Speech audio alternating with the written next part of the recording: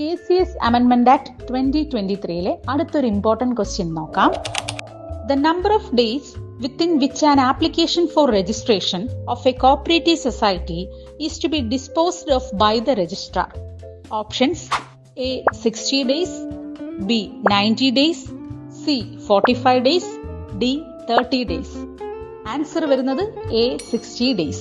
അതായത് ഒരു cooperative society registration വേണ്ടി രജിസ്ട്രാറിനോട് ആപ്ലിക്കേഷൻ കൊടുത്താൽ രജിസ്ട്രാർ അതിന്മേൽ എത്ര ദിവസത്തിനുള്ളിൽ തീരുമാനം എടുക്കണം എന്നുള്ളതാണ് നമ്മുടെ ക്വസ്റ്റ്യൻ.